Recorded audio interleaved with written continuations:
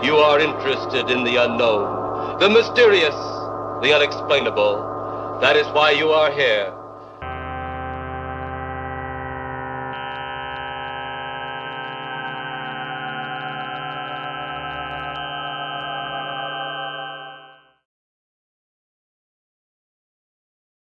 Hello. Welcome back, everybody. It's time for Code Rad once more. Hello, Jim. Jason, how are you? I'm fantastic. Glad to be here on a Thursday evening, summer. Yes, indeed. The Northern Hemisphere. What have we brought to the table this week, Mr. Jim? Well, we are going to review another Japanese anime classic. So we did an episode of Battle of the Planets. That did pretty well. We did Star Blazers, my favorite.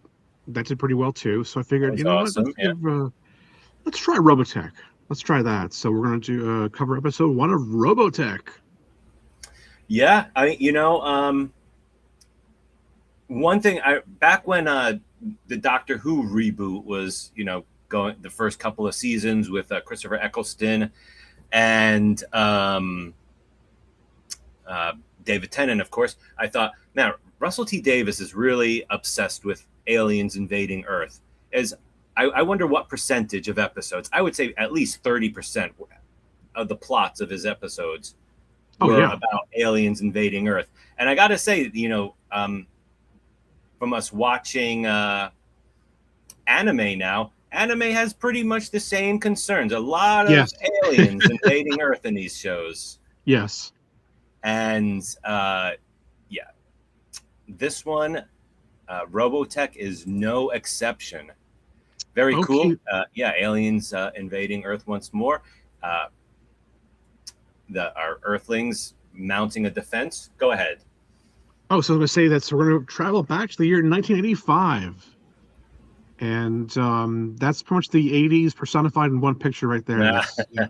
Live Aid and Prince and Wham and Duran Duran and Cabbage Patch Kids doll and John Hughes movies.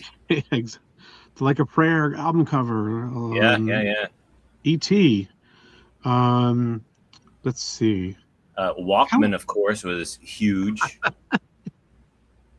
As you mentioned that, I was going to say I kind of like that boombox there. That's cool. I like that. That's boomboxes for the most part weren't really that colorful, but that's a very 80s looking. Oh, and a Rubik's Cube bedspread. Yes. Trivial Pursuit. Let's see. The clock is cool. MTV on the TV. MTV on the boombox. Neon clock on the wall. Yeah. Yeah, audio tapes. Oh, U2? Nothing's perfect. I'm sorry, folks. U2 is... I love Sunday Bloody Sunday, but they would play like every single hour. It's like, guys, enough. I get it. Just play something different. Yeah, I mean, I kind of like some of U2, but nothing that they produced in the 80s. It wasn't until the 90s that I kind of started warming up to them a little bit. Like you're the real thing. And I was in high school. Yeah, for sure. I mean, for me, the song, Mysterious Ways was just so different from anything they had done in the 80s. I remember a friend of mine who was a U2 fan, and of course, as a teenager, I made no secret my complete contempt I had for U2. And I remember my friends being like, "Hey, you're singing Mysterious Ways." I would just kind of unconsciously, I was like, "Oh yeah, I guess I like that song, even though it's U2." But that was a very clear division between 80s and 90s. It was like once the 90s came along, U2 started doing good songs. Then everyone turned around and started hating them again. So, but build them up and tear them back down again. Yeah. Well, let's see. So 85, that's when Robotech debuted on American TV. All right. There we go. So sweet. Pretty cool logo. And so I think we mentioned before we went on the air tonight that I think even if you don't know what it is, I think people, if you hung out at a comic shop at all, even just once through the 80s or 90s, you know that name, Robotech. It's Oh, just of course, yeah. it's very well known. Even if you're not sure what the series was, but so last week for our episode with Captain Harlock, we mentioned this gentleman, Carl Masek, an American screenwriter and producer, and he was responsible for bringing Robotech to the States and Captain Harlock. But unlike Captain Harlock, Robotech was a hit. Let's see here. So last week we also mentioned that if you had to show those Monday through Friday, you had to have at least 65 episodes or more. Yeah. We would repeat only be 4 repeats every year. So luckily, what he did, he bought the rights for 3 different series that were totally unrelated, but he found the way to connect them all. So here we have, season 1 was Macross, which we're going to review tonight. Season 2 was Southern Cross, another cross. Right. And season 3 was Genesis Collider, Mose Pita. Mm. So I think the animation style was very similar. So they weren't related, but he tried to make them 3 series that looked kind of similar in style. Yeah. Try to make them all seem fit in the one big epic. Mm-hmm. And Robotech refers to the technology that we see for the series. So it's the very distant future of the year 1999. Yes.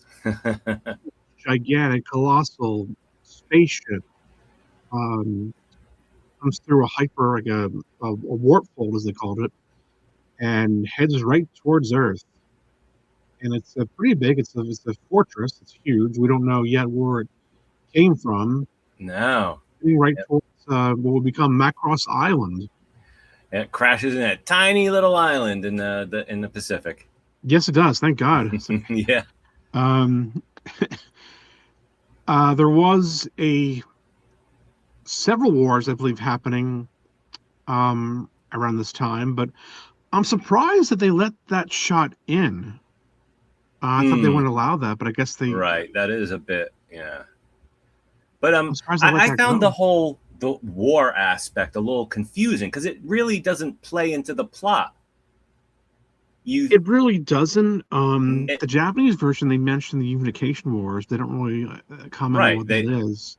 Yeah, and you think that this giant spaceship that crashes on the Earth in the middle of these wars is somehow going to affect the war, but no, it's just like it. The war ends, and then the Macross has nothing to do with it.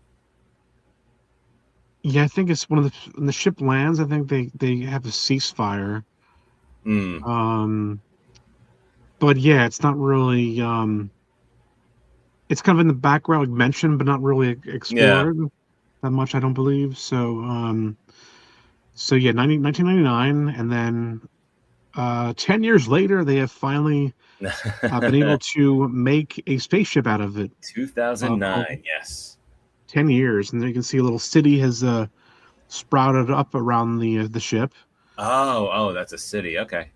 Yeah. Cool. And there's actually the spaceship is like, I think the narrator said it's a 3/4 of a mile long. Mm-hmm. Yeah, so it's it's huge. So the spaceship itself is a city. Yeah, this is kind of like modern day data centers. They build these monstrous, server farms out in the middle of the desert and pretty much create a little town because they need so many people and so much power and water and all that. So they predicted the future. Yeah. I feel bad if those engines start up. I feel bad for the buildings behind the engines. Those pilots like, oops, sorry. Yes. And this spaceship does start up on its own accord. It does, yes. So, the SDF-1, as they call it, is ready for launch. There's a big celebration. There's Captain Global, just kind of reluctantly waving to the crowd. Mm-hmm. Here we go. Lisa Hayes. She is, I think, first commander, I believe, of the SDF. Okay. Japanese version, her name is Hayase, but here it's Hayes. That is Claudia, I believe. Yep, So the yeah, I thought it was gossiping female crew. exactly, yes, exactly. And they were let's see, just got a text message from Ed. Um, let's see, but I was yes. So they have. I'm wondering if this gentleman right here is supposed to be Hispanic, and she's Mm, African American. So yeah, it's a yeah, pretty diverse crew for sure. Yeah. 1980s anime. Um, and here we have the our main hero, Rick Hunter, Mm, who is a member of this I guess sort of flying circus, I guess. mm. He's a very skilled pilot, kind of a show off too. And there is Ray. I gotta make sure I pronounce this right. I think it's Fokker, Fokker with an O. Okay. I can see him being very kind of be very careful with that name. Hmm. Um, I could have sworn in the Japanese version on the glass it said Fuck, and I was like, wow, I should have put that up there, but or maybe my mind just that's what my mind wanted me to see. It was in the gutter. Um, he's introducing so Roy here is introducing the Veritech fighters, but he sees right in the middle of everything is this is a plane he knows very well. So basically Rick and Roy were part of the same flying circus Right. for years, and the Japanese version he calls Rick refers to Roy as senpai or Okay. upperclassman or upper so but he's kind of like a show off, very similar to another character that we've seen before, who's also a fighter pilot, also kind of a hot shot and have a hot head, a short temper, and kind of the same hairstyle too. Mm. So also a pilot. It's a very I'm not sure why I picked the picture. It's a very strange picture there. He's got his fingers caught or something. So let's see. They're kind of catching up on old times. They're sharing a can of Petite Cola, I guess. Yeah. And Soda machine that follows you around, yes, much to a it is kind mother's of cool. chagrin.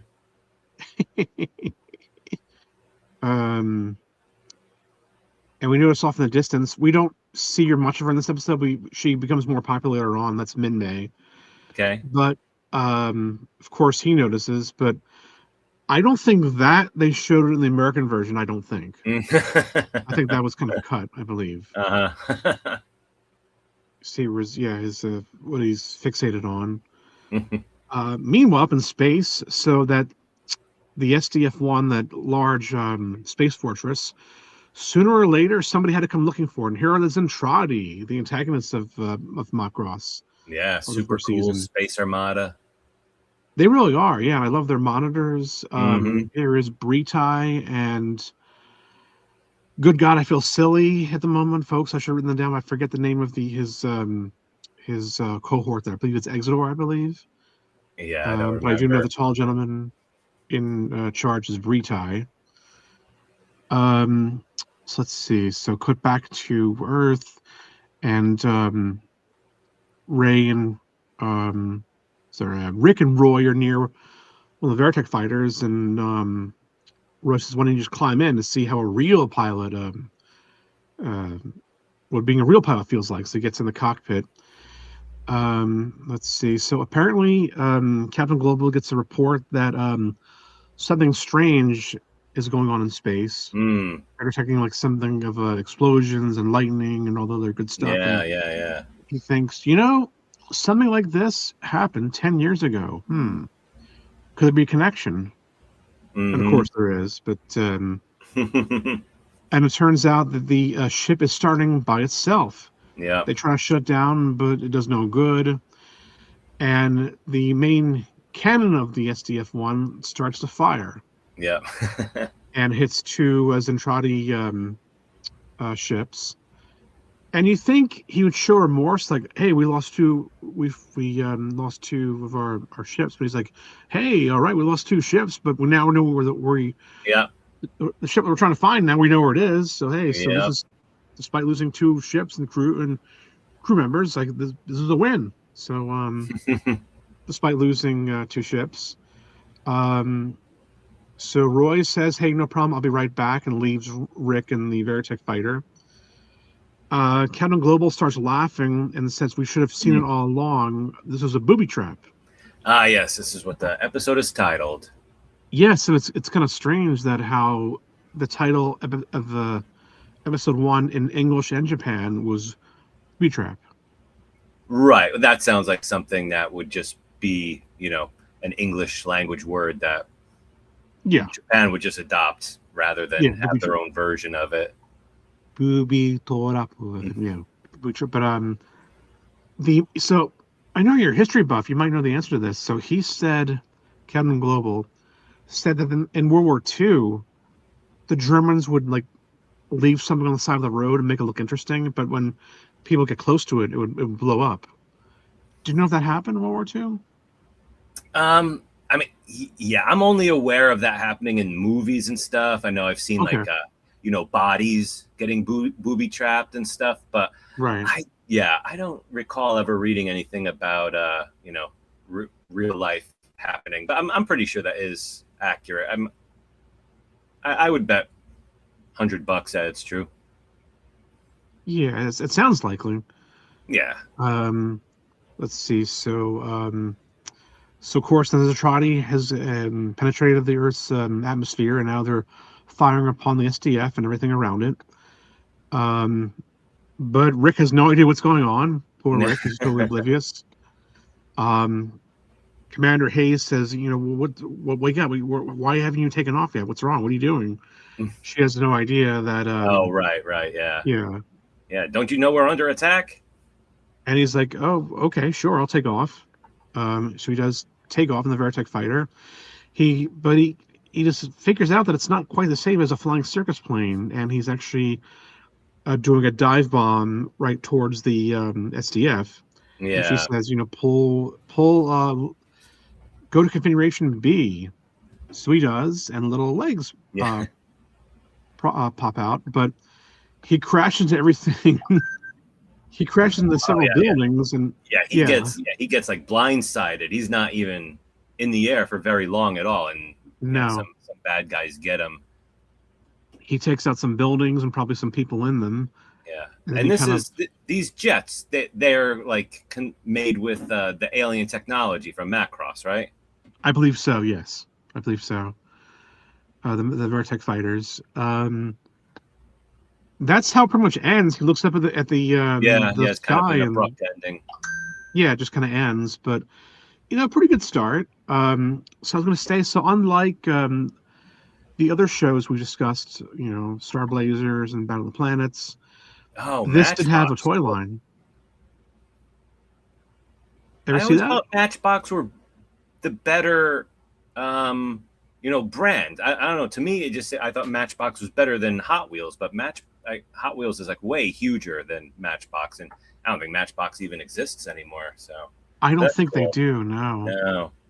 But they also did other things, like they had this, and I don't know how well they sold, but it was cool. They had them. I remember I had some of them. KB Toys was liquidating them, like 3 for $10. I'm like, nice. Sure. But unfortunately, I sold them, and I wish I hadn't. I wish I still had them. Yeah.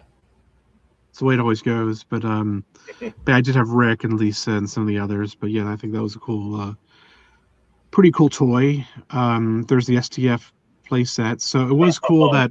Man. Yeah. Oh, that looks cool. Never got it. I never saw it, but they did make it. But it was cool that we finally had a Japanese anime that actually had an actual toy line. Yeah. So there were comics done by Kimiko. Nice. Kimiko actually, I didn't know until years later, they were in Jenkintown, believe it or not. Oh, really? Or sorry, not Jenkintown. Wayne, I'm blanking the town, but they were actually in the Philadelphia area. Huh. Interesting. Yeah, on DeKalb Pike, I believe. I never got to go there, but it was kind of cool that, hey, we got a comic company not too far from where we're at. Yeah. They did, I think, Fish Police and Grendel and other things like that. I remember Grendel. That was a real good one. Yeah. I miss them. I wish they're still. I don't think they're still around, but Yeah. They put out good-looking books. Yeah, they really did, including this, and they did have a Star Blazers comic as well. Nice. Yeah, sorry, folks, I can't remember the name of the town they were in, but it's near where we are, but it's near Jenkintown, near Wayne. It's going to hit me as soon as we're off the air. Let's see. They also had trading cards. Had some of these. Oh, I never see those. A lot of times you'll see, like a lot of times comic book stores will have boxes of old trading cards, and which is kind of cool. But I've never seen Robotech. Yeah, no, they did have them. They had them. Yeah, cool. Not sure how well they sold, but it was cool to have them. I think that's the role-playing game you mentioned, I think, or something like that. Yeah, I had that for some reason. I don't know if I ever played it, but yeah, I had it. Yeah, very cool looking cover there. Oh, that's an awesome cover. Yeah, that's incredible. And they even tried to do girls' toys, like Barbies, called the Women of Robotech. Again, I don't think they sold very well. I don't remember seeing them at all. You know, of course, I wasn't looking for girls' toys back in the day, but they made them. I don't know if they sold well, but they did make them. Also made by Matchbox. I think that's all I've got for the slides, but I do have one other thing to show you. It's here somewhere. Here we go. They've done Robotech video games. If you can see that or not, but there's for the GameCube. Oh, very nice. Yeah, cool. Battle Cry for $4. So yeah, not bad at all. But that is Robotech. But I think I've blabbed them enough. So what did you think of Robotech? Oh, I thought it was great. Yeah, I think you covered all the major things. I got a little bit of an Independence Day vibe from it. Pretty cool. There's aliens, everyone, let's jump in our jets and go fight them. That's very fun. Unexpected. The crashed spaceship wakes up, and it wasn't that great of a booby trap because it just shot one or two of the bad guys' ships, and they still had pretty much their whole fleet intact. So but now they know what a ship is. But yeah, I mean, I've said it before. I love space battles, and this one, definitely. Not really a space battle yet, but close enough. And I have a strong feeling we'll get some in future episodes. Very cool animation. I love the way they portrayed, jets flying through just flak and explosions everywhere. It was cool the way they depicted that little wall of fire, little explosions all over the place. Very cool. Very, very, very neat show. Love the concept. Definitely worth a look. I was going to say that it's rare, but one little side note is that it's very rare, unusual for me to prefer the American theme with the Japanese theme, but I love the theme for Robotech. Yeah. And it's kind of funny, even today, when I'm taking off in a plane, going on a trip, I can still hear the music in my head during the takeoff. So then I get really excited. It's like, yes. But yeah, I'd give it a listen when you have time. But great theme, great show. Maybe we'll revisit it sometime, down the road. But I hadn't seen this in years, like probably 30 years, and it was really nice. It was definitely a pleasure watching it again. Oh, yeah, definitely holds up. Definitely keeps me interested to watch more episodes. Yeah, absolutely. And I think this was on the air a lot longer than Star Blazers or About the Planets. I think it was on Cartoon Network for a while. Oh, right. Okay. Yeah, so for a good long while. So, yeah, that's the story of Robotech. All right. So I think that should do it for this week. Next week, I have a feeling we will be watching something with spaceships, explosions, animation, serialized storytelling. So, all right. Thank you, everyone, for joining us. See you next week. Take care, everybody. Bye. Bye.